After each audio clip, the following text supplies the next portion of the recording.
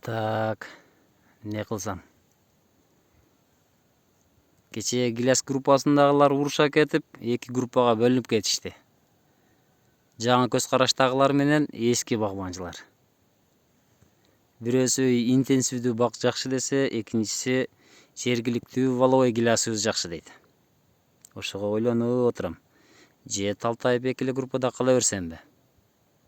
Же үйдөгү экстенсивдүү чоң бактарды кесип туруп, меники дагы интенсивдүү Гиляска өтүп алсамбы? Интенсивдүү типтеги Гилас группасына өтүп алсам, анда же башка жерден дагы жер алсамбы? Интенсивдүү бак кылганычы. Кайрак жерге суу чыгарып, башкадан интенсивдүү бак кылат окшойм эми. Видео тартканда кандай кылам эми? Экөөсүнө эки башка видео тартамбы? Айылга үйгө барып анан чоң Гиластардын үстүнө чыгып алып, бул валовой Гилас, бул өтө жакшы болот, мөмөсүн жакшы сатып атабыз деп, чындыгын эле айтсамбы? Же болбосо баягы Шамал сайга тигип алган багыбыз жакшы болбой атат, андан көрө биз интенсивдүү бак кылабыз деп тиги группага айтсамбы? Кантсем экен эми? Бүгүн бу таап баштадым эле. Ошого ойлонуп отурам.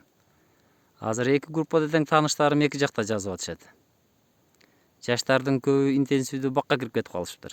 Жаңы сорт тигебиз, жакын тигебиз, бул тамырда тигебиз, мындай кылабыз деп план кылып атышат.